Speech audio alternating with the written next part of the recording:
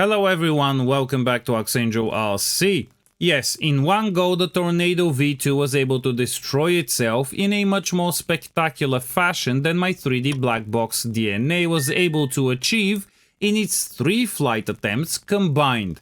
A couple of days ago I posted the accident. It was accompanied by an explanation of what had happened, what happened during the flight before that, and so on. By the replies I can honestly say not more than 10% of you lot actually read what I'd written. A good deal of you didn't even turn the sound on, but suggestions and speculations were plenty.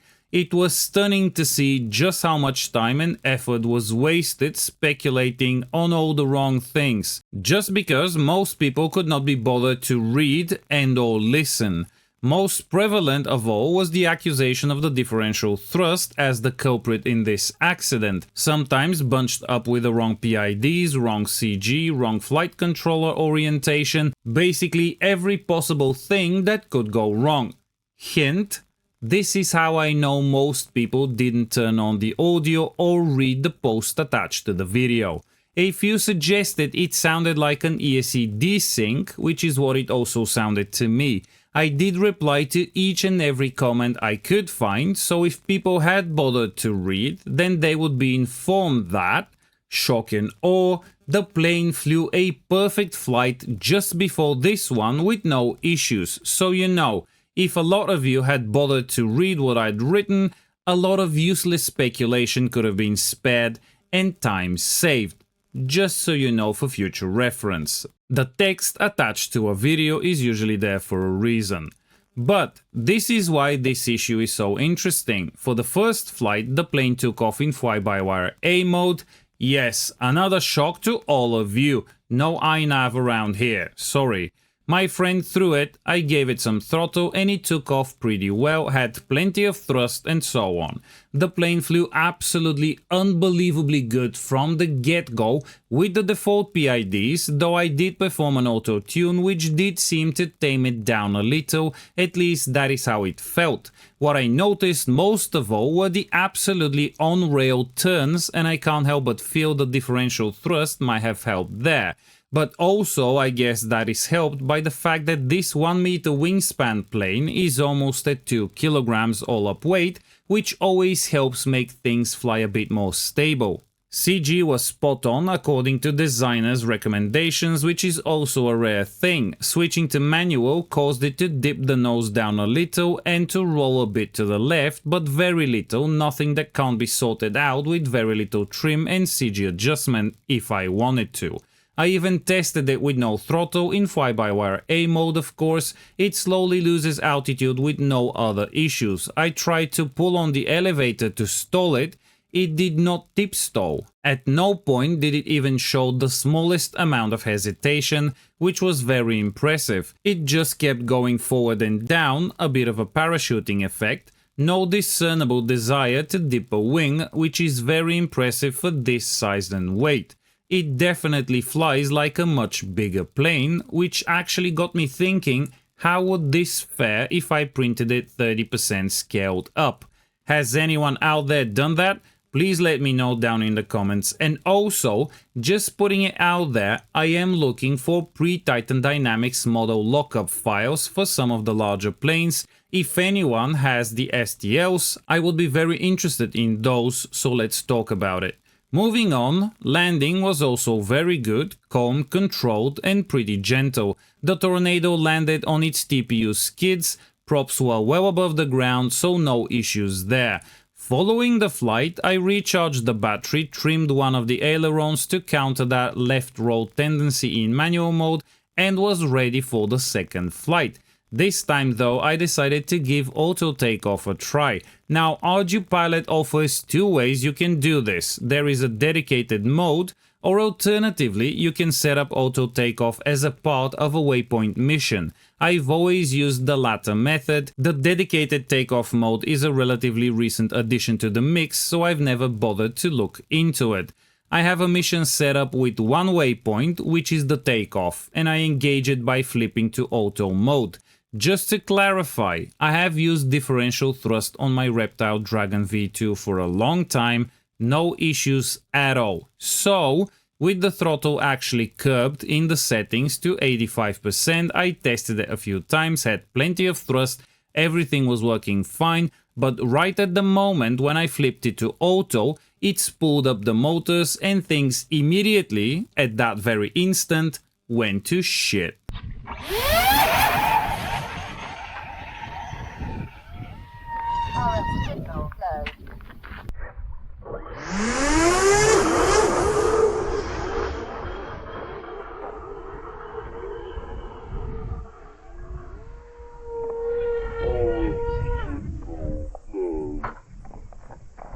Hopefully this time you can actually hear the issue started the moment the autopilot throttled up, and then it sounds like it throttled down, but in fact the log shows it kept the throttle high for both motors, but the plane was barely managing to stay in the air. Actually, if we bring the battery current into the graph, you can see how the current peaks very briefly to a little over 70 amps and then drops down as if the motors are stopped, but they aren't. In fact, one is working at full power, the other is stuttering, which means it is consuming full power but obviously not contributing much to driving the plane forward. This was the first hint something isn't right with the current sensor. Above 70 amps, it stops measuring, not really the issue right now. And check this out, when the current at the end shows as 45 amps, this is when the right side wing ESC stopped working. Current drops as it's only one motor now, plane is spinning like crazy. Yes, these are 35 amp ESCs with some overburst I would imagine, but a couple of seconds of stuttering was enough to make one of these fail. Then I flipped out of auto into fly-by-wire A and throttled fully down as it was coming down anyway. What a weird thing. And what a waste of a brilliant flying airframe, but I will be printing out a new one, you can be sure about that. Now, back in the workshop, I put everything loosely together and powered the system. The autopilot initiated fine, and at first, which I did not record, the right wing motor was working for about 10 seconds and then it finally stopped and never moved again even after power cycle. Now when I plug in the battery, the left one beeps and initiates and then spins when I arm the autopilot and give it throttle. Both motors worked fine for the first flight, they were smooth when I installed and tested them on the bench. As you can also see, windings on both look the same, no changes in color, nothing burnt, so it was time to dust off the old thrust stand and put them on there so I can mount the props and give them a good test mounted to something solid. Well, wasn't a surprise when the right wing ESC did not initialize, not even a beep. No reaction to throttle, so I think it is safe to assume this is the culprit and not the 3D printed airframe like some people have suggested. ESCs do fail on foam airframes as well. Could the differential thrust setting have led to this? I doubt it, but I will disable it for the rebuild. I was curious to test the other motor as well. With it on the stand, I powered everything up, installed the prop, armed the autopilot, and yes, I went through the trouble of wiring it this way because I wanted to test everything with the signal and power going through the autopilot as it would be in the air. Also, so I am able to give it throttle from the radio, as I can do that much quicker than turning a knob on a servo tester. So basically, here is what the issue is.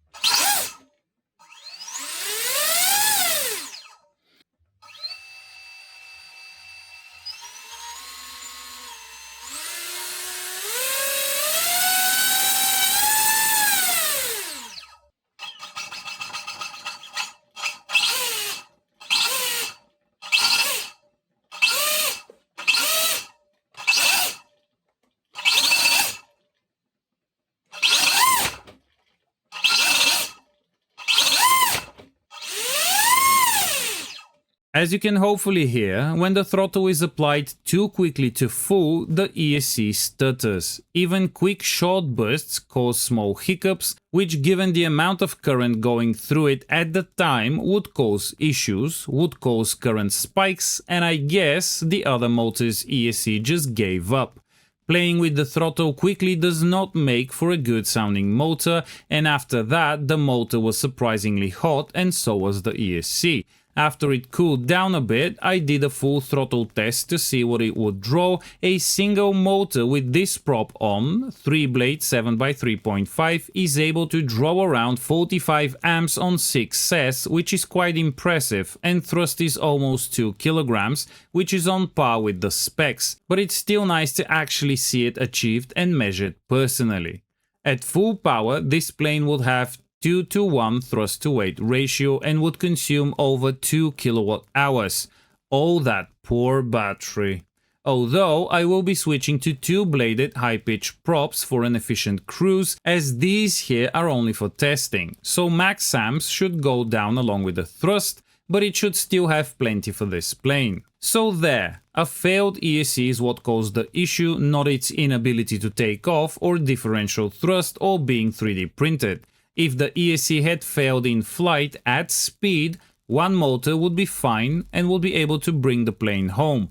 One motor failing during takeoff is a whole different story, as you just saw. I bet the sudden high throttle demanded by the auto takeoff mode caused the ESC to stutter, and not reducing the throttle just kept it stuttering until it cut off a few seconds later, leaving only one motor, the one that did not stutter, going at full throttle, which caused the spin since the plane did not have sufficient airspeed yet for a stable forward flight.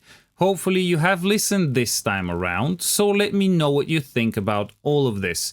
Even though I am printing out a new fuselage, I have already patched up this one. Yes, and I feel this was possible by using PETG and not any of the low weight or aero materials, so this one will fly again so I can get things and settings right for the new one. I have capped throttle further down to 80% in auto modes and have reduced the throttle increase rate by 50%, so hopefully there will be no more stuttering when the autopilot ramps up the throttle, as it will happen slower. There will be more on this and many other things, so do subscribe if you haven't already and hit the bell so you get notified when stuff goes public. And just in case you want to see all of this a couple of days in advance, do consider becoming a member here on YouTube or on Patreon. Do like the video if you like the video, comment and share, it does help the channel grow. All relevant links are in the video description below, and using any of them to do your shopping would help support this channel at no additional cost to you. A huge thank you to all my YouTube members, Patreon supporters and anyone who has and still is supporting this channel in any way. Happy flying, and I will see you in the next one.